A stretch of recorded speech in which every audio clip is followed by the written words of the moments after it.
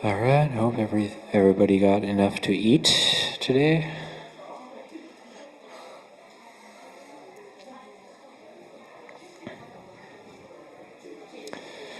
And whenever it seems like a good time, we can start coming back into the hall for anybody who would like to attend some of the Dhamma talks this afternoon.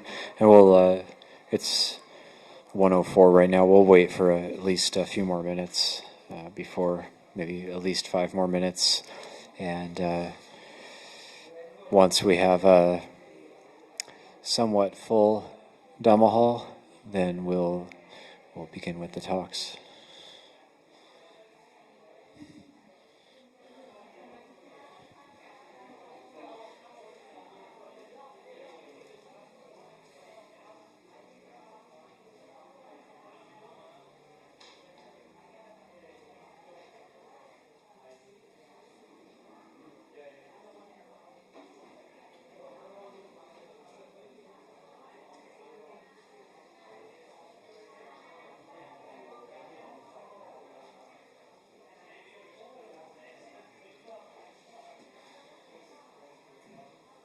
Thank you, Sadhu.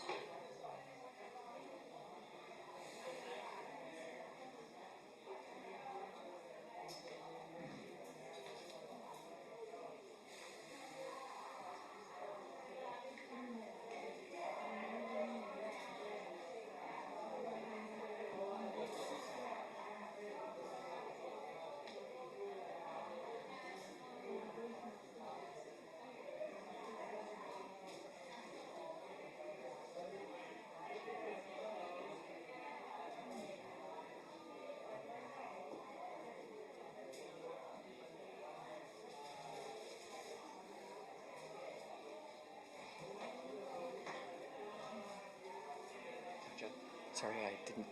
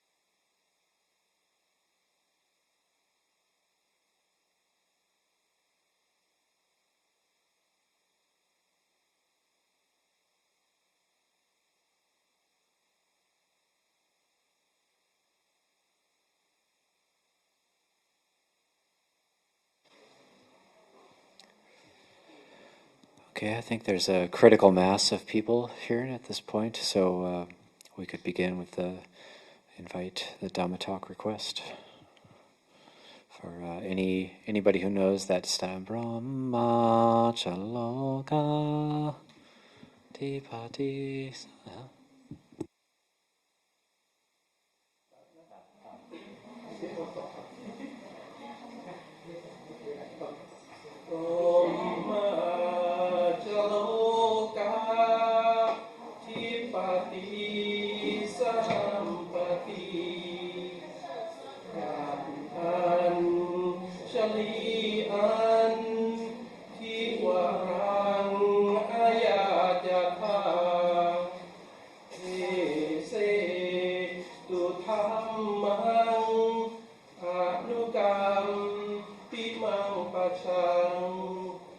สันติตัสสัตตาปาราชากาชาติกา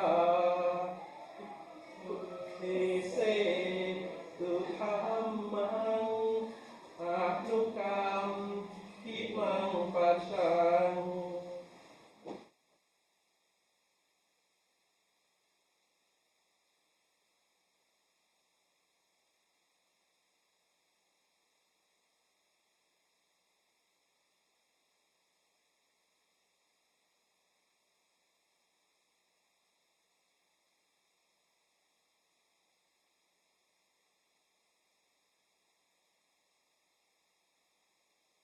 Our first speaker today, we invite Ajahn Pesalo and Abhayagiri Homegrown to share some reflections.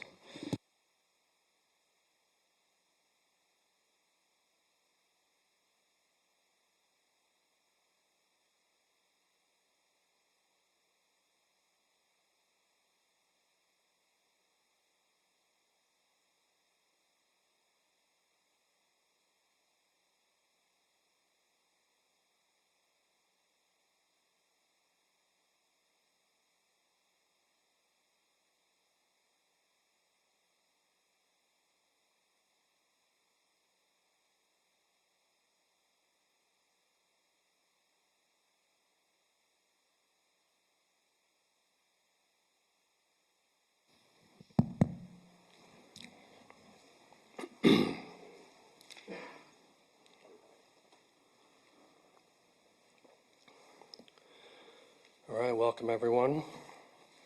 First Dhamma talk of the afternoon. My name is Pesalo Bhikkhu. I ordained here in 2012.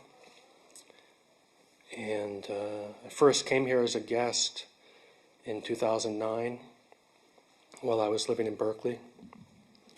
And I would go to the first Tuesday at the Berkeley Buddhist Monastery when Ajahn Pasno or Ajahn Amaro would come and give a Dhamma talk.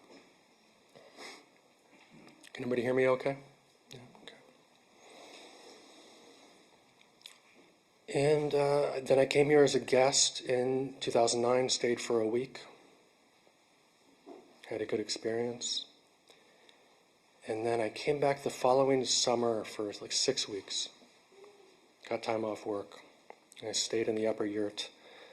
And Ajahn Amaro was still here. Ajahn Pasno, of course. And I liked it so much, I asked if I could come back the following year and stay for good. And at that time, there wasn't room on the property. There were so many people that wanted to be anagarikas and not enough huts. So I was planning on staying across the street. But then, as things do, a few people left, space opened up, and so I was able to come the following June in 2010. And then became an anagarika that August. And then I think all in all I was here for about 9 years. And it's interesting, the first time I've been back in about 5 years, I left in 2021, and I live now in a Temple, New Hampshire, Ajahn Janto and Ajahn Anando's monastery out there.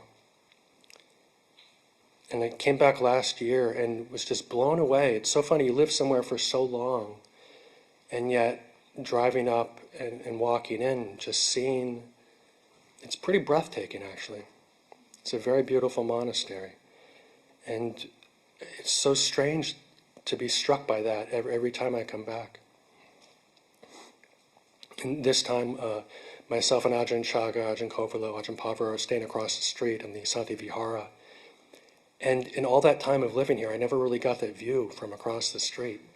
And it's totally different, as you can imagine. It's really a special place. I suppose all of you know that already. Thinking of Master Wa donating the majority of the land, very auspicious.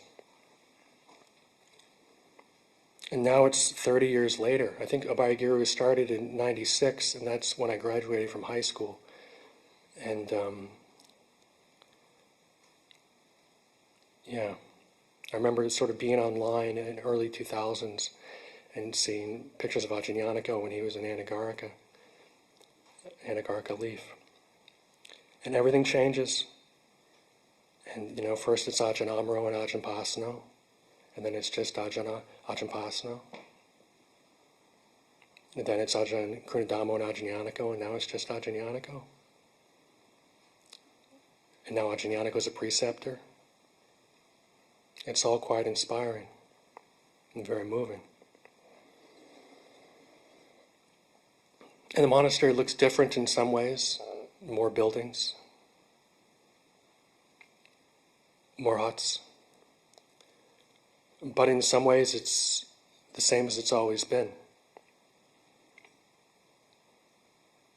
And the purpose of the monastery is the same as it's always been.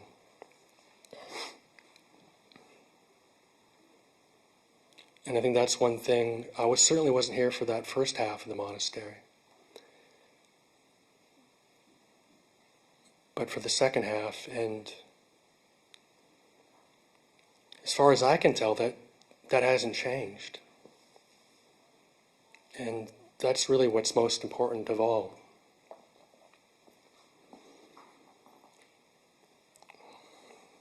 The heart of the monastery, the heart of the practice, the heart of the teachings, the point of all this is always the same. It's always suffering and the end of suffering.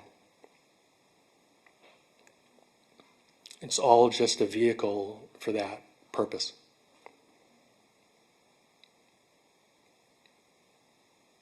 All these buildings, all these people, these robes, these haircuts.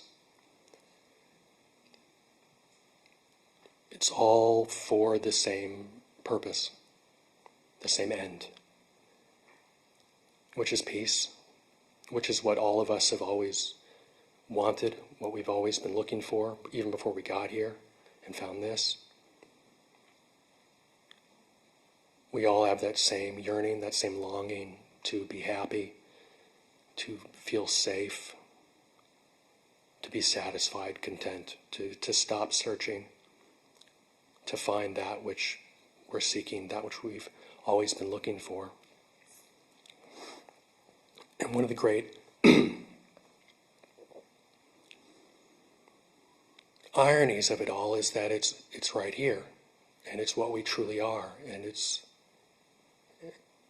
always been here, it's always going to be here. We just can't see it exactly. It's obscured. We believe things that aren't true about who we are and what we are and one another. And so in order to get back to this thing, this peace, home, our true home, it requires all of this. It requires these monasteries. I mean, ideally, of course, it doesn't. You just have the teachings and you can realize it. But really, as monks, we have 227 precepts that we follow. It takes that many precepts in order to sort of keep the container together. It takes these robes, it takes these ordinations. Whether it's the 5 precepts or the 227 precepts, that container is what is required to keep it together in order to do the work, to practice, to contemplate, and ultimately to realize for ourselves our true nature. And of course, it isn't like we just have to hold out until the end, you know.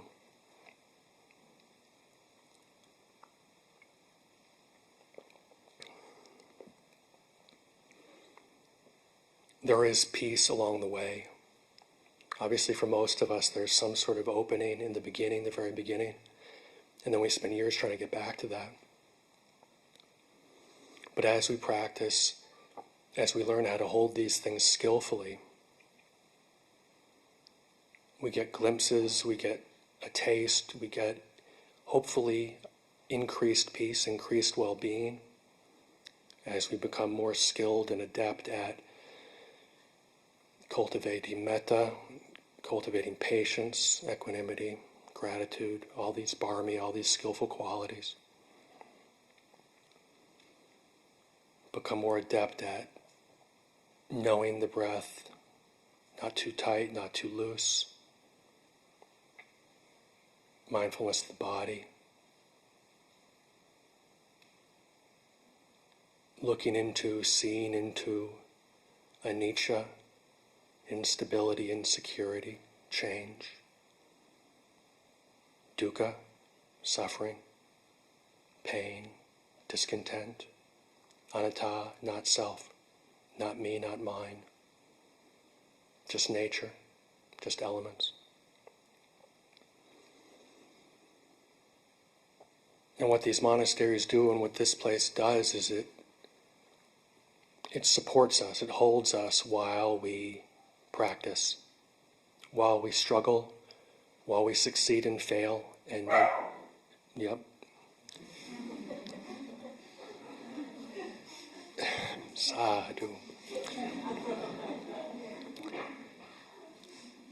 And I'm sure for all of us, perhaps I'm just speaking for myself, but I'm pretty sure I'm not, it does take a lot of failure.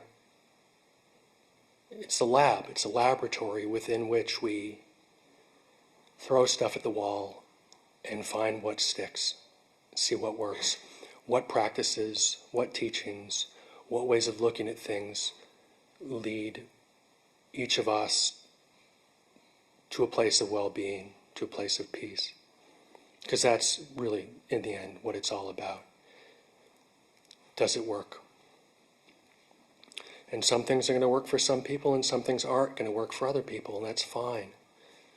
There's many teachings, there's many practices. But the monastery supports us, the monastery holds us, and the monastery frees us from other concerns and other worries and other responsibilities and allows us to dedicate ourselves to this practice. Whether we come as a guest, we stay as a permanent resident, or we end up ordaining as a monastic. And obviously we're allowed to do this, we're given this opportunity because of the lay community. We wouldn't have any of this if it wasn't for the lay community.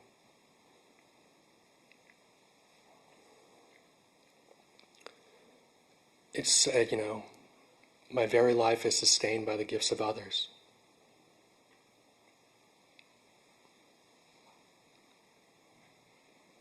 The electricity, the food, the clothes. And at this point, for any of us who've been here longer than 7 years, these very bodies essentially have been given to us by the lay community. I hope that doesn't sound too esoteric. Meaning that the body sort of is essentially like a new body every 7 years. I hope I'm not saying something that's completely incorrect scientifically. This is my understanding. It's a great privilege, it's a great opportunity, and it's just a constant offering for a constant reflection on gratitude. For myself, the lay community here at Abhayagiri, currently the lay community out at Temple, and in previous monasteries I stayed at.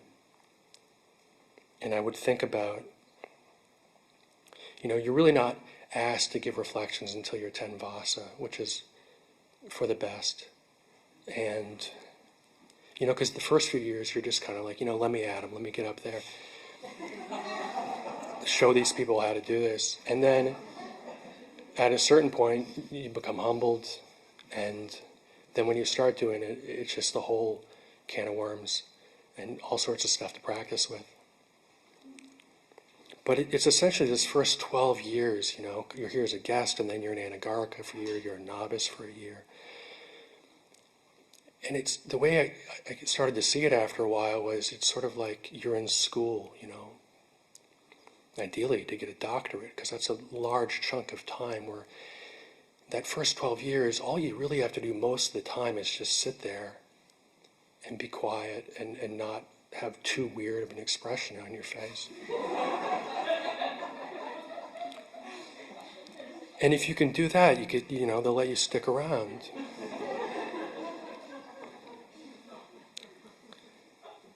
And it's 12 years just to sort of soak in the practice and the Dhamma, to hear Dhamma talks again and again.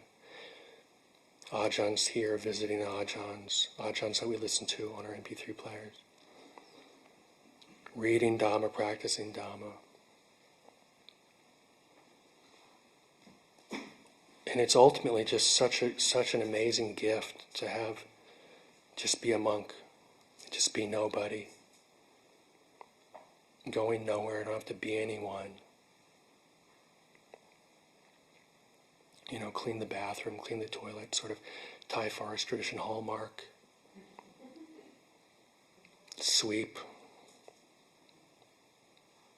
And realizing, hopefully more and more, that that's where the real peace lies, the real joy lies in being no one, going nowhere, nothing special.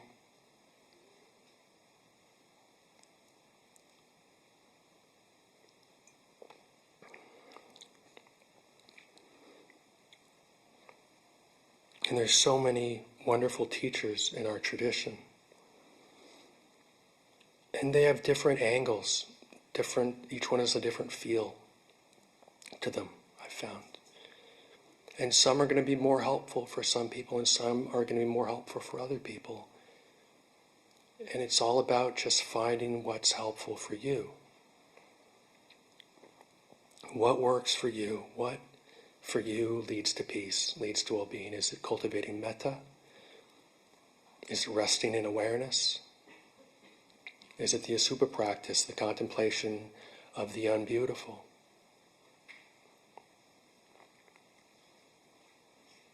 And then trusting in that. Once you do find a few things that work for you, trusting in those things, those methods, those practices. In the Buddha's admonition to be a light unto ourselves, there's a great degree of self-reliance, self-trust that's sort of unavoidable in this practice. We do have one another, and that sangha, that community is integral. There's no way around it. It's crucial. We have teachers, we have one another. And yet, at the end of the day, we have to go back to our huts by ourselves. Or after the meal, as it were. And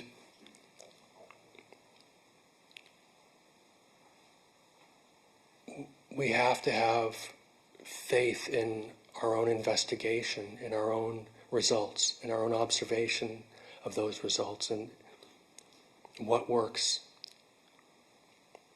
We have to have faith in our own ability to even practice in the first place. So there's this balance between taking refuge in the monastery and in the teacher and in the community, and taking refuge in oneself. Ajahn Amaro described Ajahn Chah's teaching as having two things that he spoke about more than any other, and those are patient endurance and an emphasis on personal experience.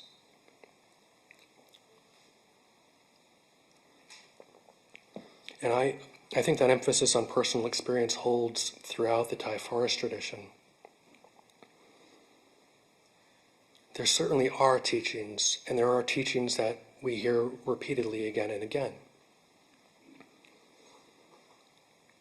And yet, which of those teachings works for us? That's for us to find out and to see for ourselves and to experiment with and ultimately realize. And there's no way around learning to trust oneself. And obviously learning to trust the teachings and the practices and these methods.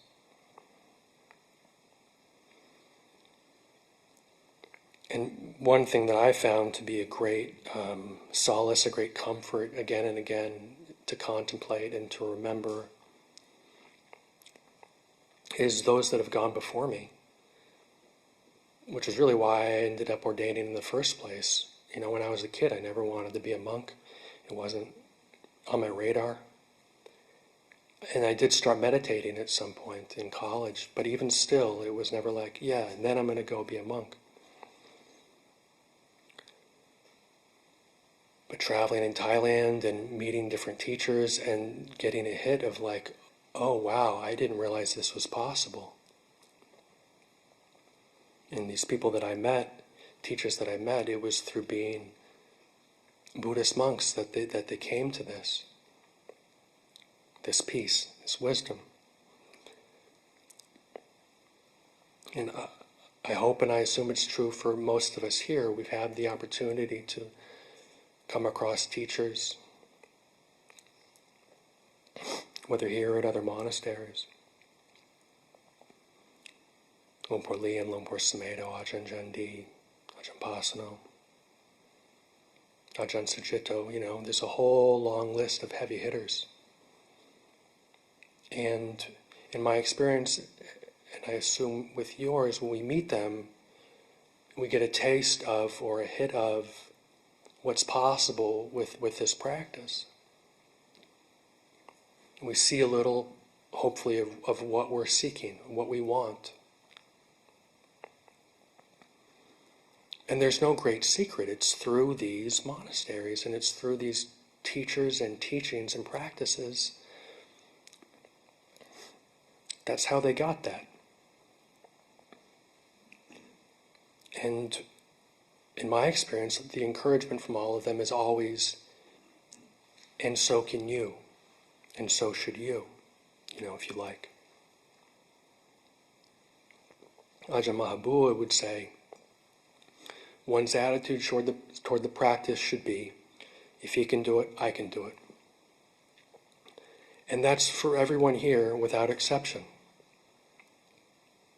I think a lot of us have this view of like, well, they can do it. And it's true that they are ultimately that. Like Lumpur Samedo says over and over again, you are the awareness. All of us are the awareness. And I think for a lot of us it can be like, yeah, you're the awareness, but I'm not sure if I'm the awareness. Or you can realize this, but for myself, I am somehow especially, whatever you want to call it, faulted, inept, bad. But that's all just rubbish. That's all just a story. And really, if we're going to trust anybody about who and what we truly are, I personally have my faith in these teachers. And it's also there, if you like, in the present, to look and to be observed and experienced for oneself. But none of these teachings and none of these practices are rocket science or unattainable or unrealizable or unpracticable. They're all very doable. The breath is right there. The awareness is right there. They're always right there. The body's right there. One can pick up these teachings, pick up these practices, and put them to work. That's what they're for. They're there for the taking. And these fruits of peace and well-being and ease are available. And it's what we all want. It's what we're all seeking, all longing for. And what the Buddha has laid out for us is a very clear path on how to get there. Which is essentially how to get back there, back to ourselves, back to where we already are. And it's through sila and these precepts, it's through the cultivation of skillful qualities, skillful mental states, loving kindness, forgiveness, compassion, patience, faith. It's through simply knowing the breath, staying with the breath, staying with the body.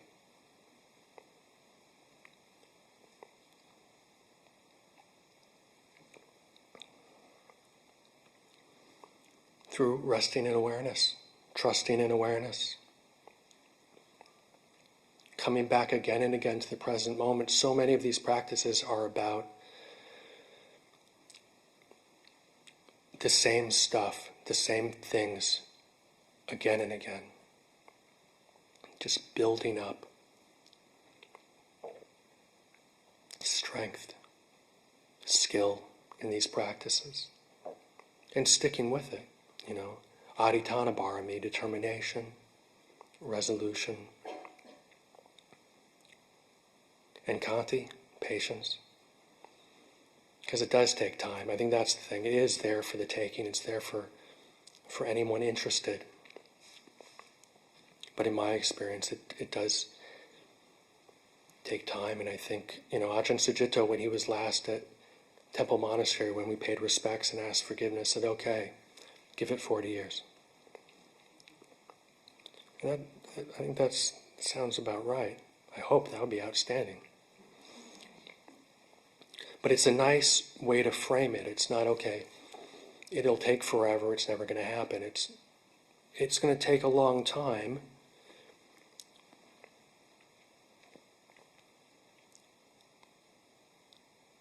But it's doable. It's like if we were going to all set out together to walk from here to New York City. It would take a long time. I don't know exactly how long it would take, but... And if some of us had this notion of, okay, we're going to walk from here to New York City and it'll take about 10 minutes or 2 days.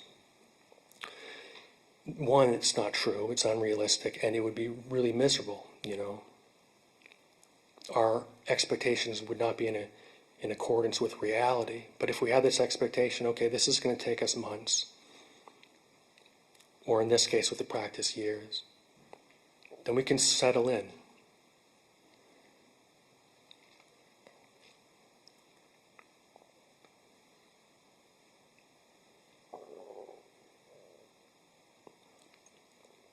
Just get comfortable with being uncomfortable. And just be patient with the process, because the process itself is nature, is organic. And there's only so much we can do. It isn't to say that there's nothing we can do and we just sit back and let it happen. But it's also not true to say, you can expedite the process and make it happen super fast. It's going to take how long it takes. But there's a middle way between those.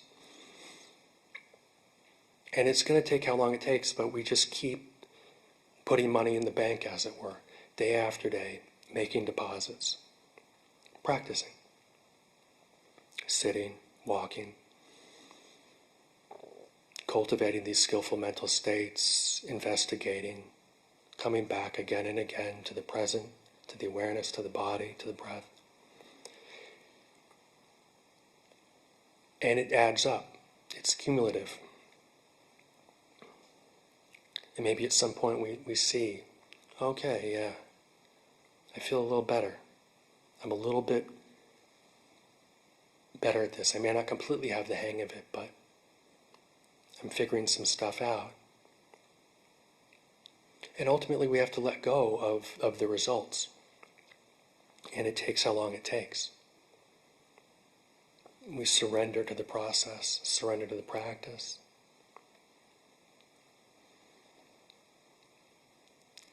and keep cultivating faith, whatever it is that gives rise to faith for oneself, whether it's contemplating our teachers and their practice, and the fruits of their practice, or, I always found inspiration from seeing the progress in my fellow monastics. Sometimes it's easier to see progress in others than it is to see progress in oneself. And yeah, and some of the people sitting here today, I would notice along the way, be like, oh wow, that's different than how it was a few years ago. And it's incredibly moving and incredibly inspiring. And it gives, in Thai we'd say gamlung jai, it gives encouragement. And it's important also to reflect, if one can, on one's own progress. These small victories, Hey, I didn't snap at that person just now. Oh, I might have said something a few years ago, but I didn't say anything. Or there's a bit more skill in developing kindness and love within oneself. And that's to be made much of, to be focused on.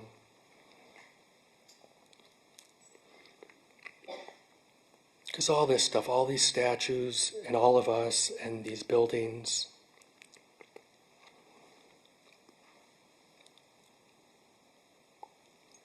the point of all of this is peace. The realization of Nibbana, the cessation of suffering, it's all for the practice. The entirety of the Buddha's teachings is that's it. That's what it's all about.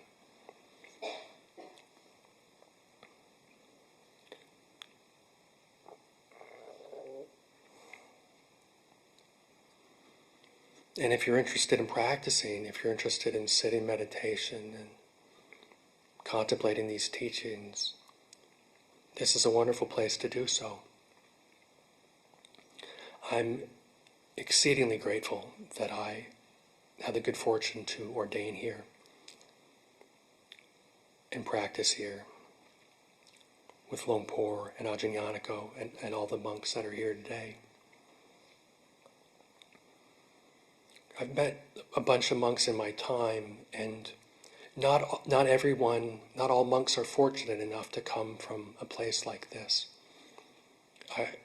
In my mind, I began to compare it to somebody from a good family, a strong family. You eat dinner every evening together, and parents raise you well and teach you well and look after you, or someone from perhaps a broken home. But all of us really had that here.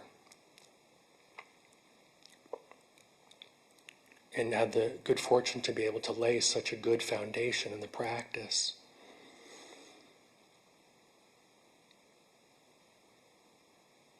And it's irreplaceable. It's a gift of immeasurable value. Because it's a gift that leads to peace. And the thing that's so outstanding and such a great blessing about these practices and these teachings is that they actually have results. They actually lead to that which we all seek, whereas so many things in the world, and certainly everything I did previously, you can become so skilled at something, whether you're an Olympic runner, architect, musician, and you can achieve all these great accolades in the world, and yet one hears stories of people realizing these things and then kind of disappointed at the end.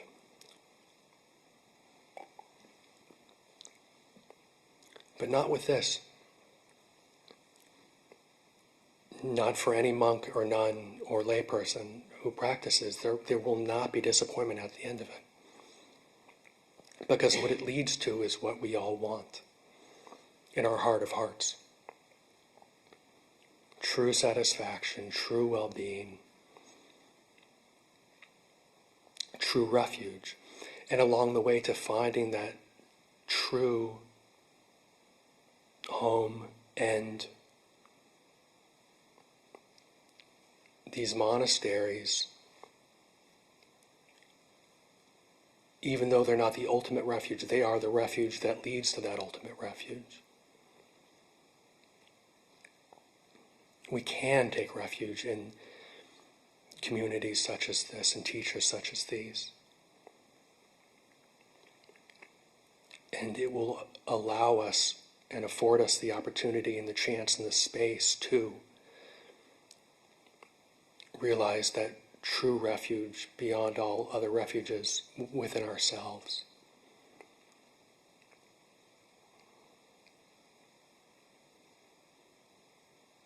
I feel incredibly blessed to have lived here. I feel incredibly blessed to be here today. And I feel that we're all incredibly blessed for this opportunity. I wish you nothing but the best in your practice.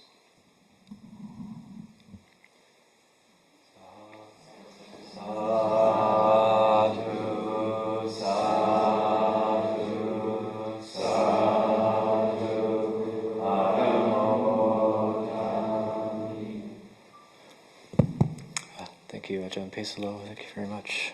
Lovely reflections.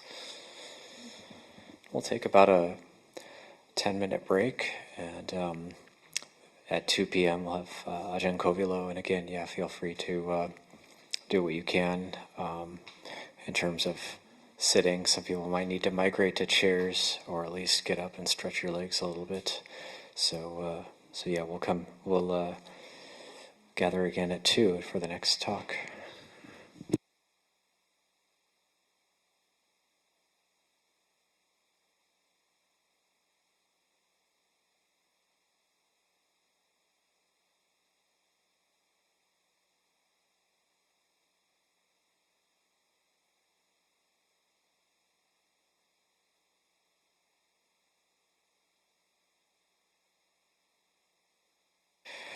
And if you are leaving or need a shuttle back to your car, just a reminder to seek out Ajahn Titapanyo or Tan Rakito. Then you can be shuttled to your vehicle if needed.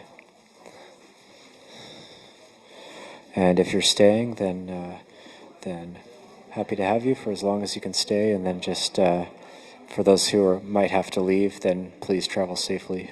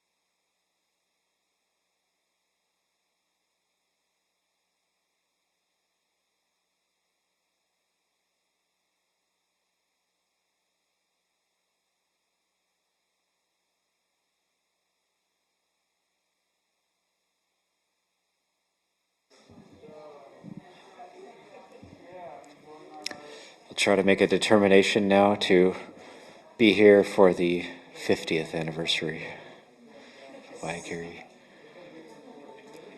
No, the 60th anniversary.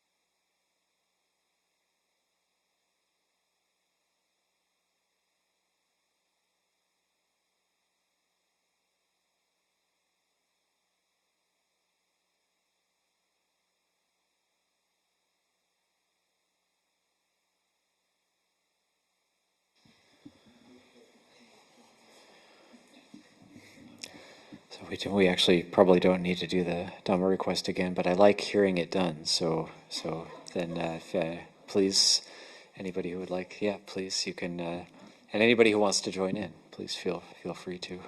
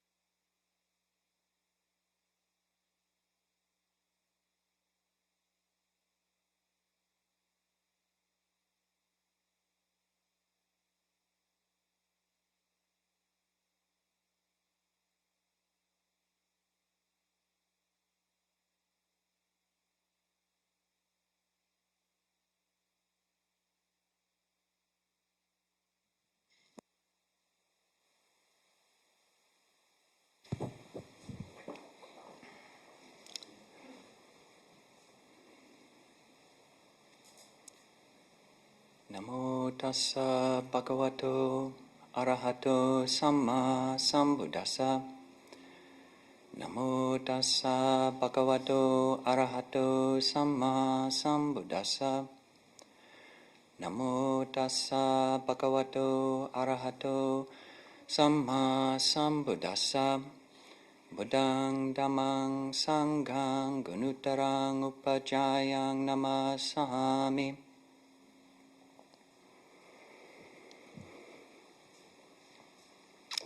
So it is really lovely it was super lovely over in that corner because I could look out and see the monastic side of things and the lay side. I could see everything from back there. But it's really great to be here. And that last chant that I did after the Namo is one which Ajahn Jayasaro will chant every time before he gives a talk. He says, homage to the Buddha, the Dhamma, and the Sangha, and to the preceptor, who is of great and many virtues. And Lumpur Pasano is my preceptor and also of great and many virtues, just like Lumpur Cha was for Ajahn Jayasaro. And looking out at all of the other monastics, pretty much all of the other monastics are also sons of Lumpur Pasano. The Buddha said that the preceptor, when they ordained someone, that the ordainee should look at the preceptor as their father, and that the preceptor should look at the ordainee as a son. And so we got all of these good brothers, and literally every single one. And the monk behind the curtain over there, he's like a adopted, Binluk Buntam, he's like a adopted son of Lumpur Pasano.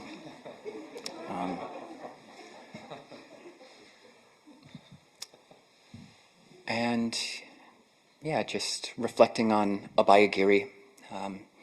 It's a very, very unique place. It's a very unique place. I started off wanting to ordain at another monastery, and I'm very glad it didn't work out for karmic reasons for me to ordain there, and so came here, and I'm so grateful that it did.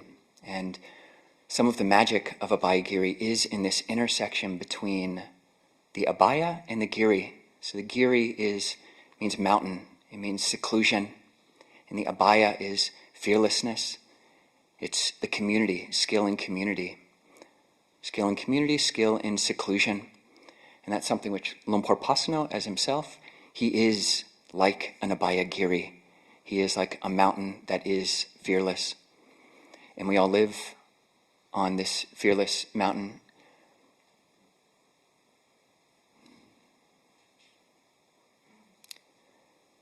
Since it's 2 o'clock, a little bit after 2 o'clock on a big celebration day, it's hard, 2 o'clock p.m. after a meal like that. Not easy to be upright, so it's impressive. So thought to, if you're not awake, then I will tell a story to wake you up. And if you are awake, this is a story in celebration that you actually came out. So this is not a true story, but it is hopefully a useful story.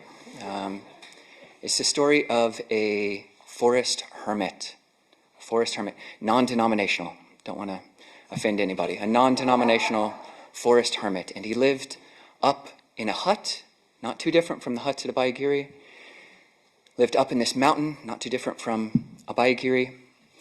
But his inclination, his proclivity, his love was to meditate without clothes on. So he would be up in his hut meditating naked. And the city monks, again, non-denominational city monks, they got word of this. And they said, how can this monk meditate naked in his hut? It's so inappropriate. So they band together and they go up. They don't have pitchforks or anything because they're monks, but they go up and they confront this forest hermit in his hut. And they burst in the door and come inside. And they say, our question for you is, how can you meditate in your hut without pants on? And the forest hermit, very wisely, very expansive mind, he says, "For me, the universe is my hut, and this hut is my pants." So my question for you is, what are you doing in my pants?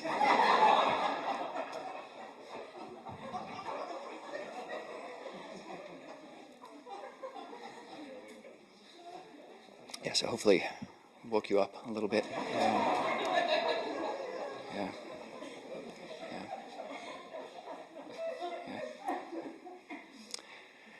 But it is interesting, as you have probably noticed by now, or if you were to look, most of us from here forward are Caucasian. We are mostly white. We were not born in Buddhist countries to Buddhist families. We came to Buddhism as adults. It was a very conscious decision. And that has some benefits. We come with this convert zeal. We really want to live the teachings to their fullest. We want to do everything super right, keep the rules as strictly as possible. But it also has drawbacks, is that we weren't raised in a holistic Buddhist culture with holistic Buddhist balance. So we come with these imaginary portraits in our minds of what a monastery should be. And it's super weird. It's super weird. Yeah, I went through a whole year and a half of only wearing rectangles. Like, we're allowed to wear jackets, but I got it in my mind that a true monk only wears rectangles. And it was weird. It was weird. But here, Lumpur Pasano is just the best example of the best kind of normalcy. Tamada, tamachat. Upasakagi Nanayon has a book called Normalcy, where she reframes this concept of being normal in light of an Aryan, of someone who's enlightened. So the enlightened person is someone who's truly normal, and that all the rest of us are abnormal. All of us are strange. We're a little bit off. We're a little bit weird. But to be able to come here, and it's not just Lumpur Pasano who is just so utterly normal and beyond. You know, this Abhayagiri is, it's fearless, it's a mountain, it's seclusion, it's community, it's immanence or mundane reality. We live down here at the cloister, we interact, all of you come, and we come down and we meet in this, it's symbolized by the world. And then we go back up to our huts and it's a symbol of transcendence. And Lumpur Pasano, in my mind, in my heart, really is just such a striking and good balance, not just in his own person, but in teaching that. And then almost by osmosis, just you hang around, even if we're super dense. My name, Kovilo, it means, the books say one who's firm and steady like the earth. But honestly, I feel like Ajahn Amaro and Lumpur Pasano gave me that name because I'm a bit thick and dirty like the earth. We're thick. We come here with various levels of thickness. The word putujana is the word for someone who's not enlightened. And Ajahn Jayasara once translated that as literally thickies, people who are thick with defilement, thick with old habits. And we don't see them. We don't see them. And we don't know our own blind spots to have great mirrors. Like the whole community here is just an amazing opportunity. And when you all come here, you are mirrors as well. Everybody, when they come to a monastery, is on their best behavior. So I've lived in Thailand as a monk for about 6 years, and I've only seen the absolute best of Thailand. And it's a really beautiful scene. The devotion, the generosity, the service, the practice, the intensity of sitting, the capacity of Ubon villagers to just sit for 3 or 4 hours on a marble floor at like 8 p.m. at night. I mean, impressive humans. So I actually thought that I would talk about something which Ajahn Peslo kind of inspired. Just as he was talking spontaneously, he brought up that our very life is sustained through the gifts of others. This is the second of 10 reflections for one who has gone forth. that is in the chanting book on page 57. And it's a really wonderful list of things to aspire towards. And not just for the monastics, very much for us. We do memorize this list of 10. We memorize it in Pali, memorize it in English.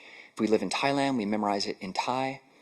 But it is this concept of going forth, pabbaja, literally to go forth. Yesterday we had a ordination ceremony, part of which is this going forth. And so Venerable Abhayo, the first Abhayagiri ordained, or Ajahn ordained monk, had the novice or pabbaja ceremony yesterday, going forth from home life into homelessness. And it's an archetype, it's a symbol. And when you all do this, when you decide to come to the monastery, you're going forth from your home into this place of sacred community and sacred solitude. Certainly if you're coming for any period of time, the Abhayagiri schedule, which is genius and which was not a given. There are lots of monasteries that either go to one or two extremes. The extreme of, the stereotypical city monastery, which is just all ceremony all the time.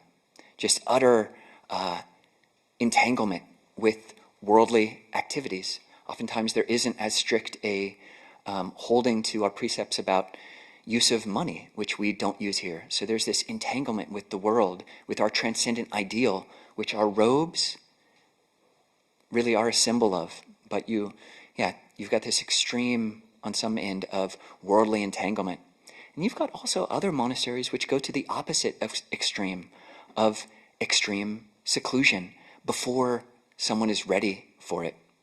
So the Buddha gives this amazing simile of elephants. You have wild tusker elephants who go to a deep forest pool, and then they go in there and they got these huge bodies because they're elephants, and they take the lotus stalk and they break it off and they rub their backs with it and they clean their ears, natural style, Q-tip, awesome. Huge elephants, they can do it because they got big bodies. And then you get a little cat or a little rabbit who sees the elephant doing this and he thinks, I can do that too. And so he jumps in the water, can't rip off the lotus stalk, it's way too big for his ears, and the cat or the rabbit just sinks or he floats away. And the Buddha gives this as a simile for the mind which is not yet ready for seclusion, which is not yet familiar with jhana, which is not yet familiar with deep meditation. We have to train. Seclusion is not a given. You don't just become secluded in a Buddhist sense by living alone. There's a great quote, I think it's a Christian quote, but seclusion is not absence of sound, but absence of self. And that's profound. The 9th of these 10 subjects for frequent recollection is, do I delight in solitude or not? Do I delight in solitude or not? And as monastics, we ask ourselves this question every day. And we really have to be honest with ourselves. You would think, we're all adults. I was looking for children before I told that naked joke. And there are not many or any children around here. We're all mostly adults. At least we look like adults.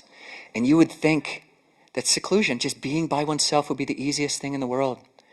But you come for a visit to Abhayagiri and forget about it. You've got so many plans for the next day that you leave the monastery and all of the reverberances of the week that you came into the monastery with.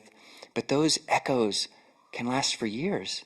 And those expectations and that forward momentum can last for years. It can last for decades. Living in seclusion is a training. It is a training. And the Abhayagiri setup is one of sacred community in the morning and sacred seclusion in the afternoon. And Lumpur Pasano and Ajahn Amaro and Ajahn Yanako really holding that. The encouragement after the meal, get back to your huts. It's not finish up whatever task you're doing in the morning, but get back to your huts. Because the extroverts among us, our bias is towards staying in the cloister, staying in the world, staying in community, even when that community goes from being sacred to being profane. And the introverts among us bias towards seclusion.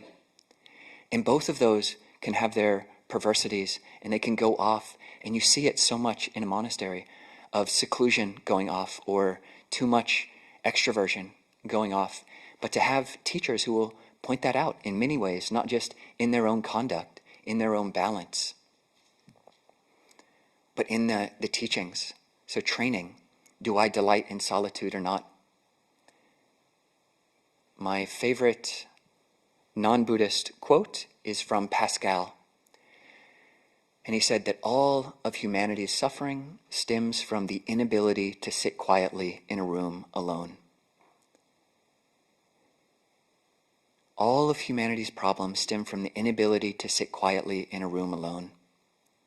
And I think that spontaneously came to mind. I had read it somewhere, but it spontaneously came to mind 23 years ago when I was on my first 10-day Goenka Vipassana retreat.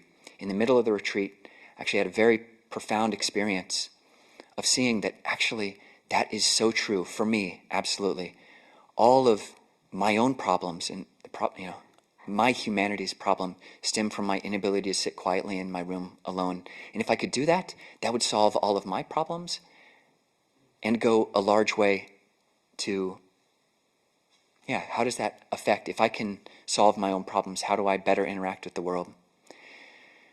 But a Goenka retreat, a meditation retreat is not a monastery. It's not a lived experience. You don't get all of the lived feedback from teachers and from friends and from brothers. You're there for 7 days, 10 days, a month or 3 months. But it takes a long time to form a relationship with a teacher and with friends, to create trust. And if you come into this practice as a gung-ho farang, as a gung-ho kind of newbie, you might not be the best friend, and you might not be the best at taking feedback. You have to learn. Learning how to take feedback is also a skill that you have to learn. And if you want to survive at a monastery, you do. In addition to just being able to sit there and not make faces, which Ajahn Pesala really pointed out so well. I made so many bad faces and contorted and fault-finding faces during my time at Abhayagiri. But it's also about learning how to be good at giving feedback, how to be suvacha, how to receive feedback well. So learning how to be alone, that's what the training is. The first subject of frequent recollection by one who has gone forth is, I'm no longer living according to worldly aims and values. And again, when you come to the monastery, you abide by the monastery rules. You keep the 5 precepts, or if you're spending the night, you keep the 8 precepts.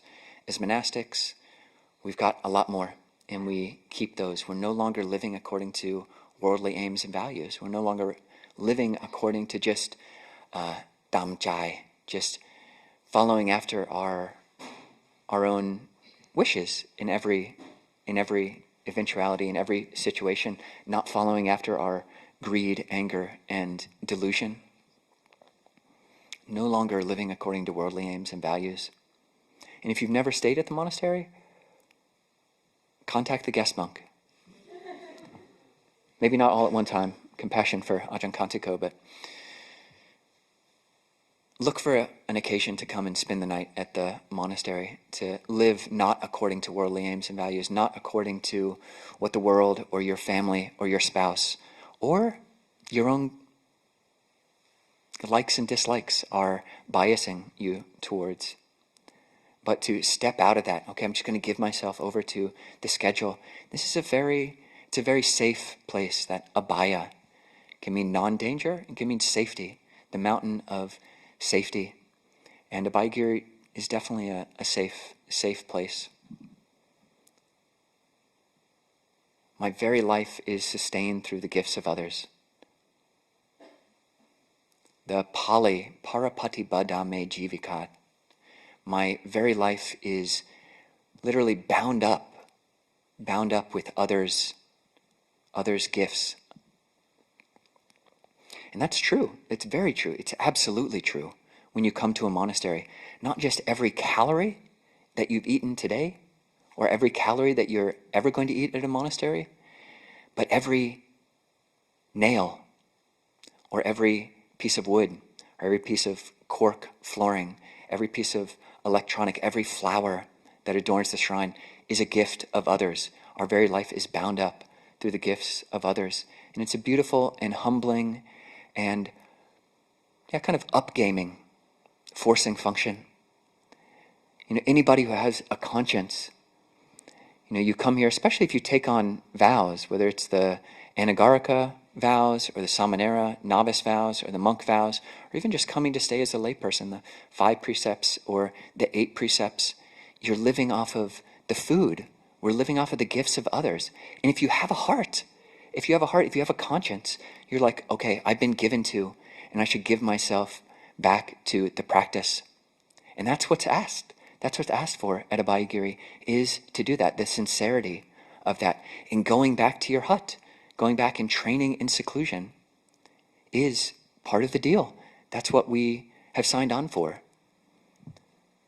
The CTTB, City of 10,000 Buddhas, meal reflection is a bit more blunt than our meal reflection, which I love. But there they say, this offering of the faithful is the fruit of work and care. I reflect upon my conduct. Have I truly earned my share? Come on, CTTB people, help me out.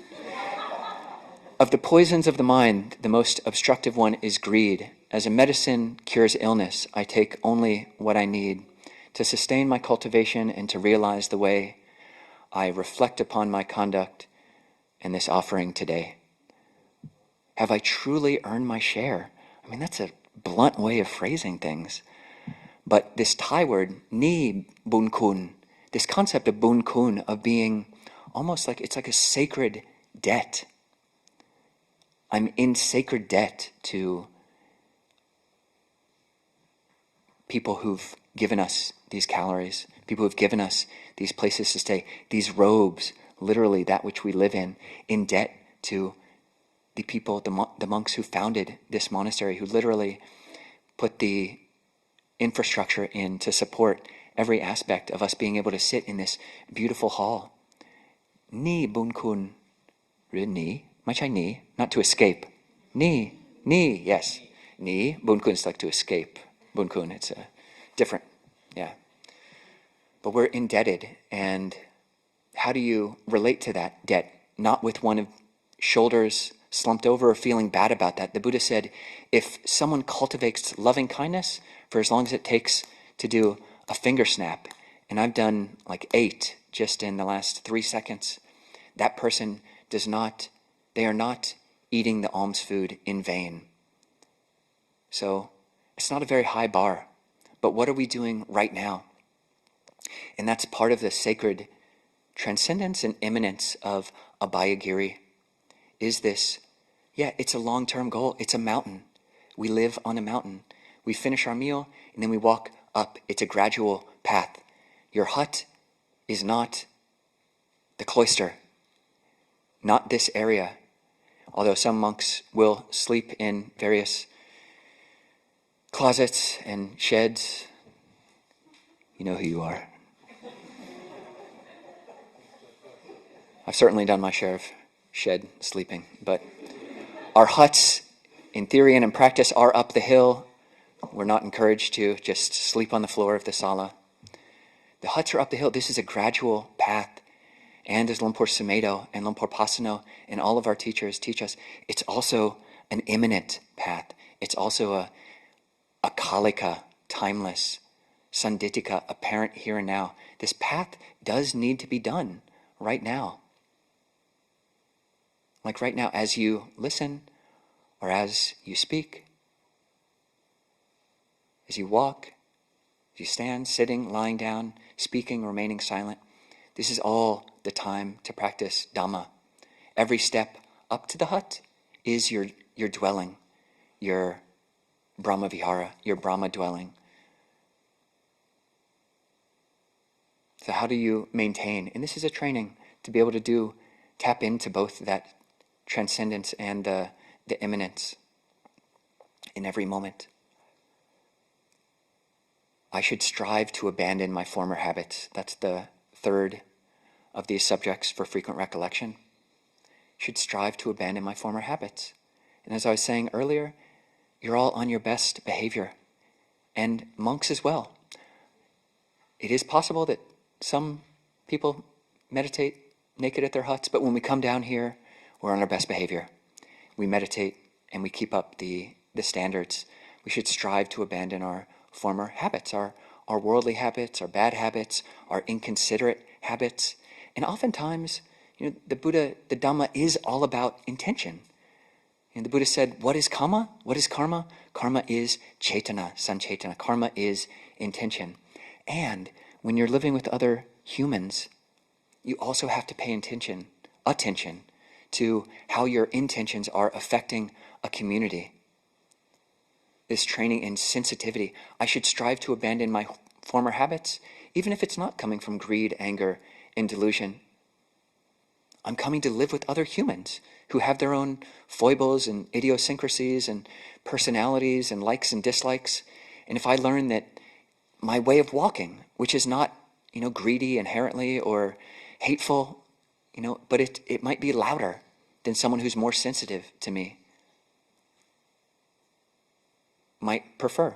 So can I learn to step more softly? And this is a good training. You come to the monastery and it's just so explicit. You have to be sensitive. Like every phase of the training at Abhayagiri is you have to ask the community, a whole community.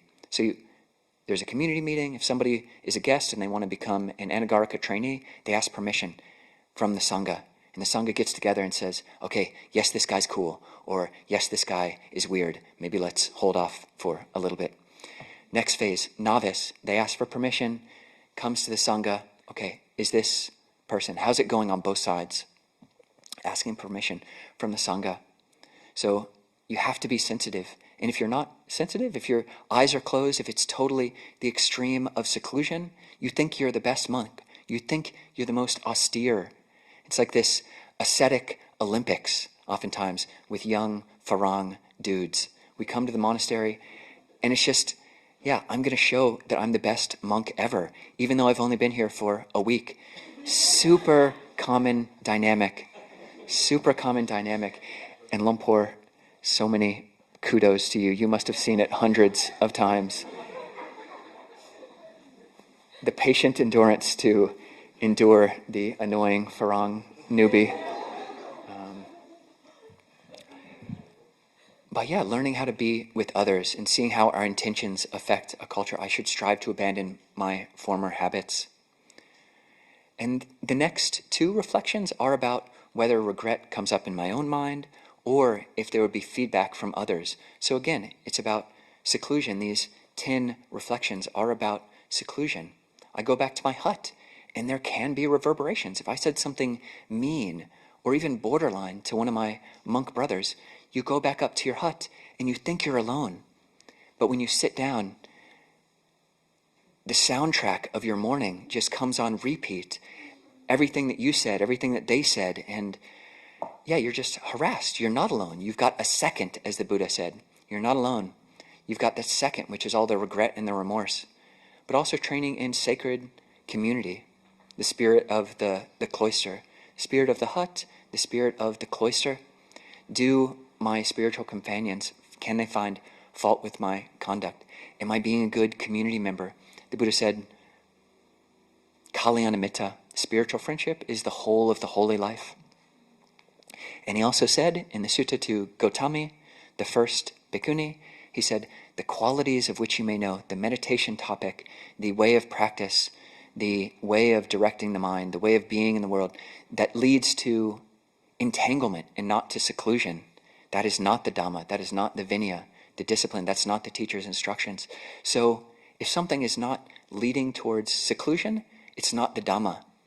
But if you don't have Kalyanamitta, it's not the Dhamma. So how do you do both of those? How do you do Kalyanamitta in seclusion? How do you do seclusion with Kalyanamitta? This morning in morning puja, we chanted these 10 subjects for frequent recollection. And morning pujas, I mean, it's a very solid practice here. This is a very unique place. Not every monastery, honestly, in my experience, probably the majority of monasteries, it is not every monk who comes to every single, and not every guest who comes to every single morning and evening chanting and meditation. But here, that's the standard, and everybody just does it. And it's beautiful. And yeah, chanting together is a great chance to practice both of those. You're sitting by yourself on your hut, on your meditation cushion, your temporary hut, and you're with others. You're practicing seclusion in community, community in seclusion. And really, Abhayagiri is a really unique place in that regard. The balance seems just right. And even if there are days like this, which is much more on the end of interacting and kalyanamitta and engagement. Yeah, we might have a week subsequent, or the week leading up to is way in the direction of seclusion. We have so much time to practice by ourselves. And finally, the last subject for frequent recollection is, has my practice borne fruit with freedom or insight, so that at the end of my life I need not feel ashamed when questioned by my spiritual companions? And what the Pali is pointing to are very clear markers and attainments of transcendence, of the four paths and fruit of stream entry, once return, non-return, and arahantship. In the Pali, it comes across very clearly. But yeah, these are realities in the universe, the Buddha said. And when you live in a community like this, you get more and more faith in that, because you have examples that are pointing in that direction. Or you might have teachers. You do have teachers, either living here for shorter or longer periods, who I certainly have had faith that you live here, and it's just an idea. Is it possible? Is it possible to attain awakening? Is it possible to fully transcend greed, anger, and delusion? Not just transcend like, okay, I'm psychologically well adjusted, anger comes up and I don't act on it. That's great. That's the path. But the Buddha said that it's possible that you keep practicing and they no longer come up. For the Buddha, anger never came up. For all the Arhat disciples, men, women, greed and anger never comes up. All of the enlightened people, these are totally cut off, and it becomes a reality. And you meet teachers living here that you have faith. Okay, that person seems different. They seem like a categorically different human. And you can't know. You can't know for sure. But faith can grow when you live and visit places like this. And that's an extremely important faith. The Buddha said, what is faith in Buddhism? Tathagata Bodhisattva. It's faith in the enlightenment of the Buddha, or faith that it is possible to abandon unwholesome mental states. Is it living here? That's a question we ask ourselves. Yeah, has my practice borne fruit with freedom or insight, so at the end of my life I need not feel ashamed when questioned by my spiritual companions? It's a real goal. And you live outside the monastery and you might forget that. You'll definitely forget it. Because even in the monastery, we forget it. But we memorize these chants. And we chant them with monks with powerful chanting voices and extremely sincere and beautiful intentions that we are iterating and instantiating with every morning that we wake up and don't take off our robes. Like disrobe, derobe, disrobe. We're continuing in this faith experiment. And yeah, and we can all tap into that in this present moment as a gradual path and as a present moment path, a present moment reality. Just so much gratitude for the examples and the mirrors in front of us and behind us, and to the side, above, below, around, and everywhere, and to all as to myself. And when you memorize the chants, when you're given a Dhamma talk, they just like pop up into your mind. So another reason to memorize. Good Dhamma. But yeah, just thank you all of the good practitioners in every direction. Truly, truly beautiful people working on a noble path, and much gratitude. Sadhu.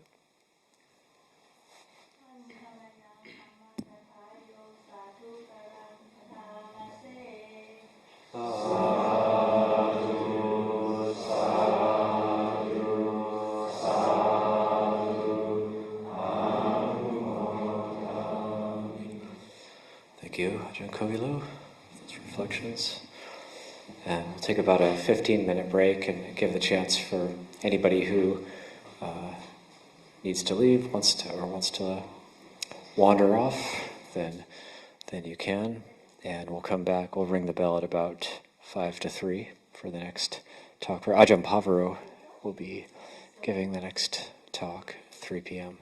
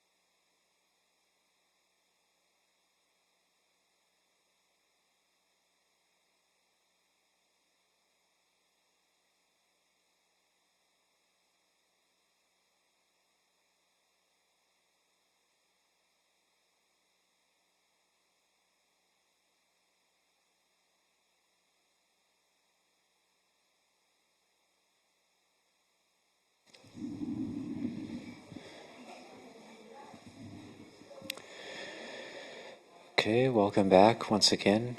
It'd be nice to hear the Dhamma request one more time. Tatiyampi. Be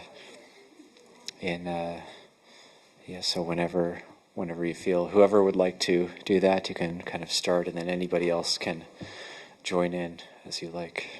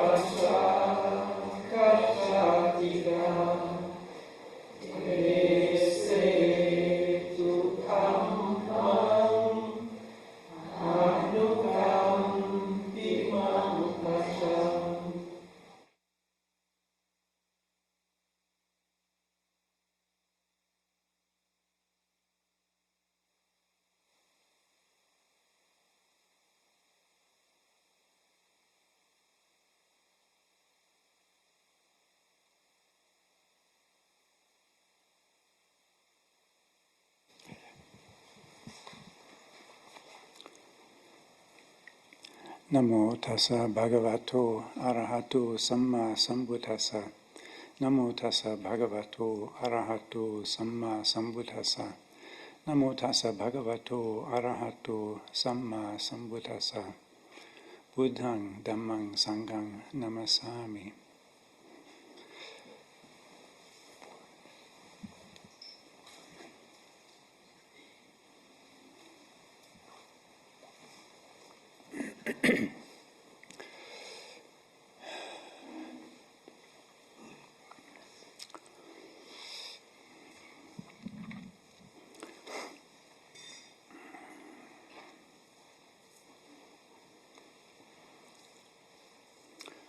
So I should begin with an admission, which is that I wasn't ordained here.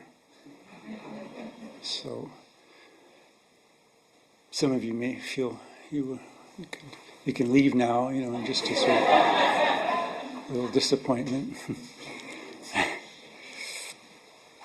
Yeah, and Lumpur assured me this morning, yeah, but you're one of our monks for sure,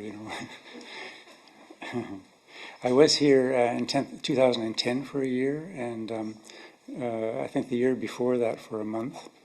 But my whole monastic life really has been, I've sort of revolved around one of the suns, but maybe it's a constellation, but there is Lumpur Pasano at the center of things, or very near the center all the time.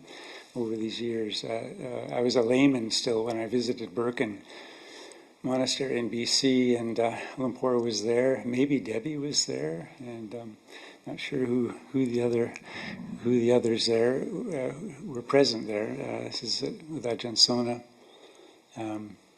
Birken was not yet the Birken 3, which it is now. It was on a kind of farmland, and there was Lumpur Pasano, and so that was my first meeting with him, and he permitted me to have a chat with him privately. I didn't know how to do any of this. I knew very, very little, almost nothing about any kind of monastic etiquette, but he was used to ignorant Westerners and ignorant in such things, and I remember the gravitas from the very beginning of the conversation, and just being with him, and the quality of pauses and reflections that he offered. And it occurred to me at that time that life can become a kind of work of art, and one begins to aspire to something in a more tangible sense when you're in the presence of a person of this kind of quality, caliber. So that was the beginning for me. It really wasn't the beginning. Beginnings are very hard to identify in life, I think. Conditions are very complex, but that was the beginning.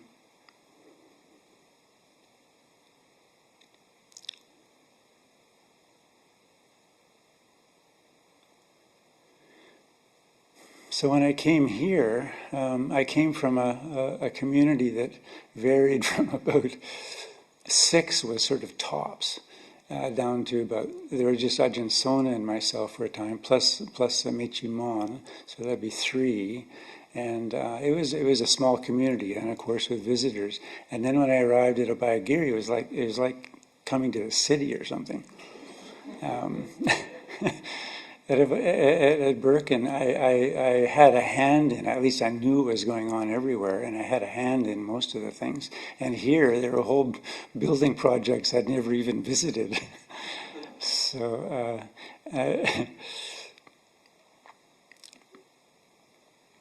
but what I found throughout my year here was the quality of training, which I benefited a great deal from. There was a consistency in the training. Of course, Ajahn Amaro was here for almost that whole period as well. And there was a consistency and obviously a pattern to things, because it had been going on by that time for many years already. And there was also a quality of friendship. Everyone was different. We had, we gravitated naturally towards this or that monk, and you had less in common with some others. And of course, issues of seniority were relevant, because if someone was 15 years senior to you, being kind of an older monk. I mean, I was 47 when I entered, when I became an anagarika. So I spanned things a little bit, but that could be a little bit uncomfortable, because I could be perhaps a little presumptive sometimes, because I was kind of old, yet I didn't really have the monastic form well enough in place. But anyway, people have been very considerate and kind around that for a long time.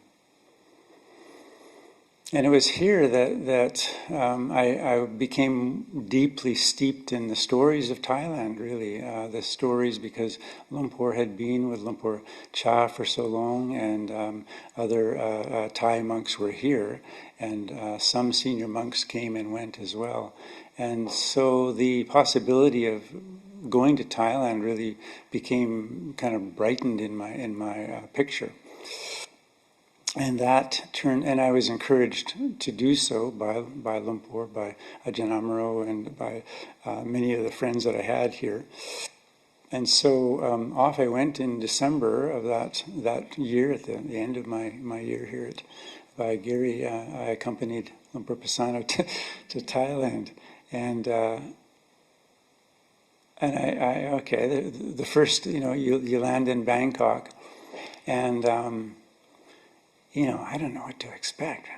And Lumpur, we got our bags and everything, and all of a sudden there's this woman, this Thai woman, and she's just beside herself with faith and pleasure and just joy at seeing Lumpur, and she's bowing right there on the tile in Swarnabhum, and Lumpur just taking it all in. It's completely sabai, just got his beautiful little smile on his face, and oh, how are you? Nice to see you again, and off we go.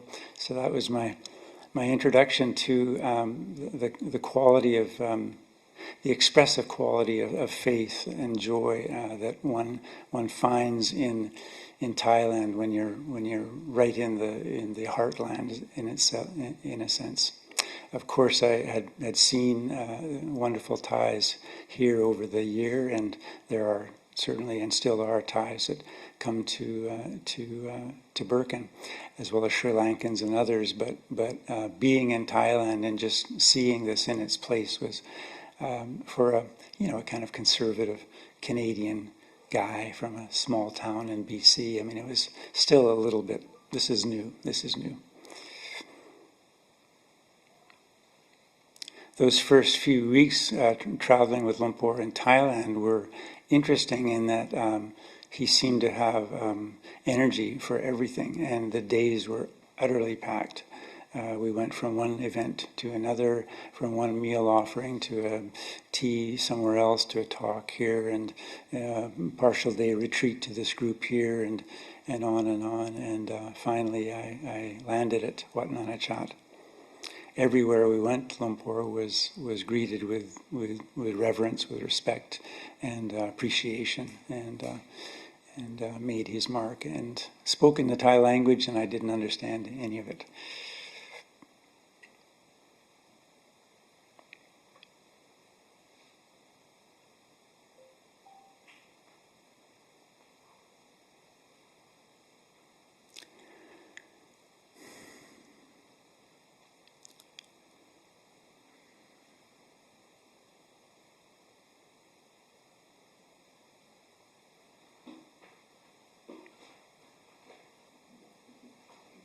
I know I should be speaking, but something about being quiet in a Dhamma hall also seems natural.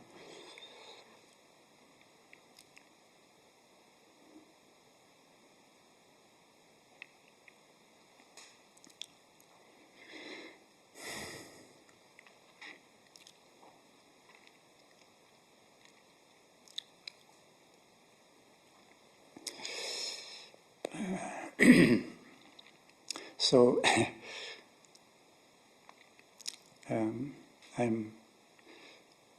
I'm avoiding, but it's with some difficulty. I'm avoiding speaking about one period in my life in Thailand when my preceptor was prominent, even though he saw me, but I don't remember seeing him. But I was in hospital at the time, but what I remember about that period in the hospital was that he came to mind often with a great deal of appreciation. And I expect, without having had this confirmed, but I don't think I need to,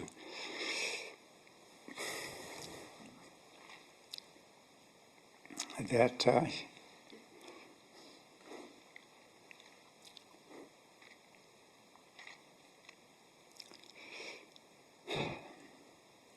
that he was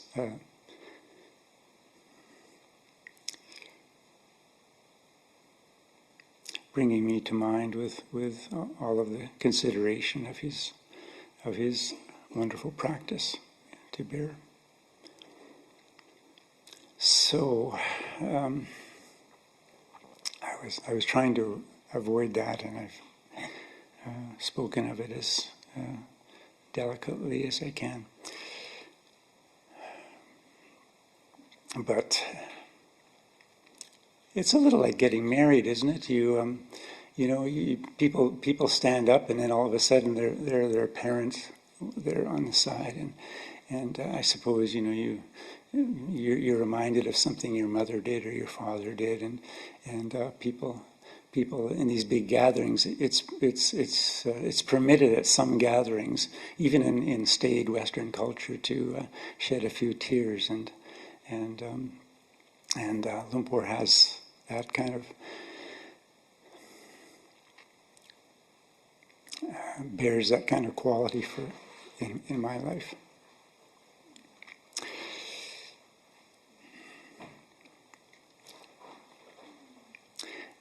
Because I didn't live long enough in Abhayagiri, I should be actually giving all kinds of Abhayagiri talks, as stories, but I can't. So everything's, it's all going to stage right here. But that's the way it is. Yeah, having entered monastic life quite late in life, although I'd been going to retreats for 20 years by that time, since about 1980, and but maybe for someone of my age now, because believe it or not, we're not that different. We're not that far apart in age. In Vasa, Lumpur's 30 years senior to me. That's not going to change. And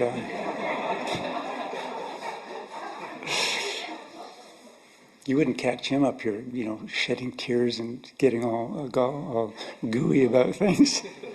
No way.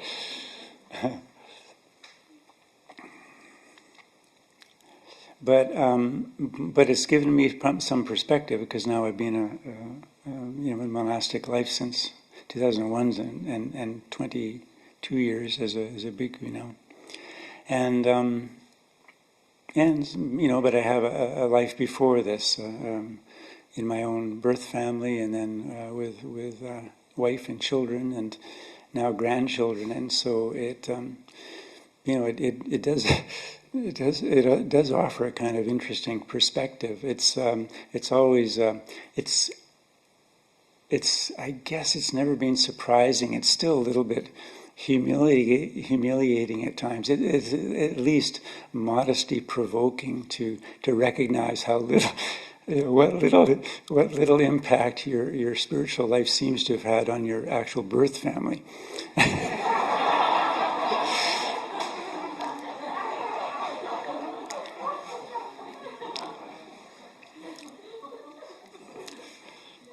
So that's it keeps you humble, and humility. There are a few qualities which are any better than humility, I don't think. So there is that, and there's also having reached a few decades now. Now I guess I'm in my early 8th decade, but still it's. There's just a sense of appreciation you have to look over a life, even of this number of years, and to see certain patterns coming and going, and also certain things repeating, but repeating in interesting ways. And one of the things that I've come to in the last few years to think about is just the simple idea of maturity, or the metaphor that never grows old, really, of gardening and plant life and seeded life, and how it is that all things require certain conditions for growth. It becomes a natural way to conceive of spiritual life in these terms, I think, to recognize that thought moments, that moments of our aspiration, that are dearest ideals and wishes in life, that the qualities that we see in others and sometimes in ourselves and hold most dear, that those are conditioned qualities, that they arise, that they come and go, but when they come and when we recognize them, we have an opportunity to stimulate them, to come to understand them, and in a sense befriend them, to name them, to allow them to gain some clarity in our experience, and see them grow and thrive. And this is something which it lends itself so easily to just thinking about gardening. And of course, right effort, weeding and watering at the right time, not too much, and depending on the plant that you're dealing with. Some things don't need much water, some things need a lot of sun, some things don't. But this has been, anyway, for me, it's become a one way to conceive of spiritual life. One of the reasons that I've moved in that way is that I don't have to tell any of you. I don't think that Buddhism is a tradition full of lists, and it is an analytic tradition. It is a very heady tradition in many ways, and that was the way I approached it for many years of my early training, and my early studies in university and so forth were in very intellectual ways, and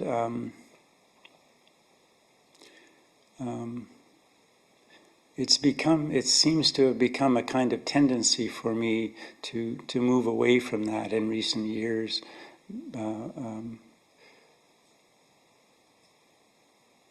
maybe as a bhikkhu you feel like you could contribute more if you were more analytically inclined, and you could write, you could produce things, you could articulate Dhamma in very clear terms, analytic terms, and so forth. But as a practitioner, I've found at least that I have sort of moved in a somewhat different direction. So the use of metaphor and thinking about seated life, for instance, and just noticing things such as that the Dhamma is always fresh.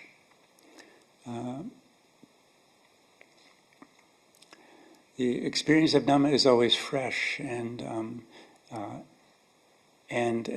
the lists, the numerous, the innumerable lists of Dhamma are also fresh too when they're worked with, and seeing the causal relations between different terms in a list can be so vivifying and interesting, but whenever it becomes merely rote, or when the life kind of drains out of it and it becomes simply something else that we need to remember and keep in mind and so forth, this becomes more of a duty than a living practice, and life begins to drain away for a time in that. So I have in my Dhamma life I've come to rely more on this experience, this looking for the freshness, the fresh beauty of Dhamma in the present moment. And so, for instance, say it now that I've been living for several years with Luang Por Viradhammo at Tisarana, and he has spent many years living with Luang Por Sumedho, and we listen to lots of Luang Por Sumedho talks. So just it's like this kind of very very simple yet very elegant language. Is wonderful to keep in mind. It's also very easy to remember.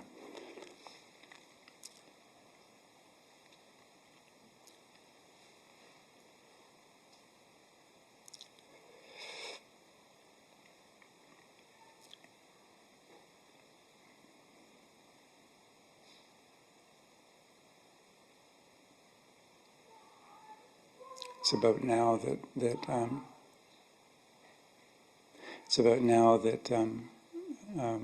in a Dhamma talk, I wish there was an occasion when you could say those simple words, "And are there any questions?"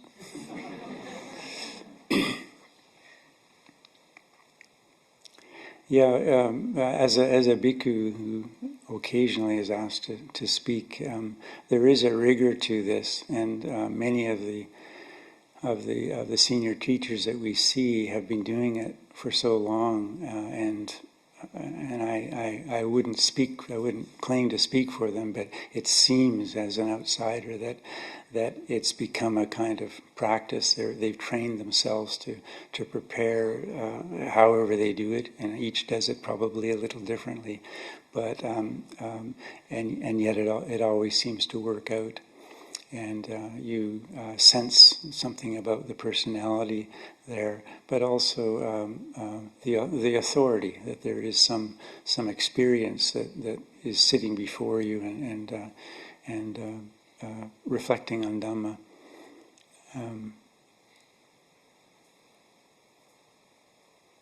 In my case, it's still a puzzle. It remains a puzzle, I have to say.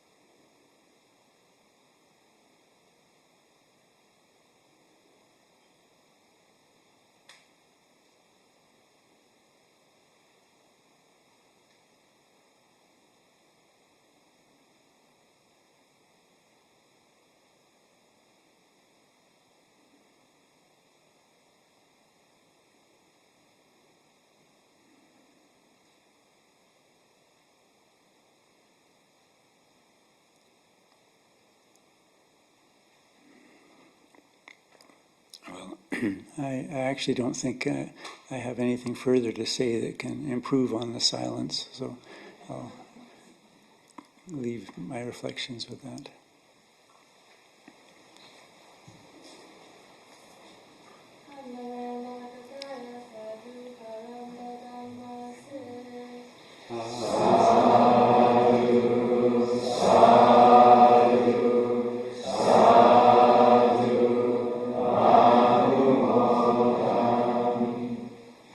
Thank you, Ajahn Paro. Lovely reflections. It's a good amount of time.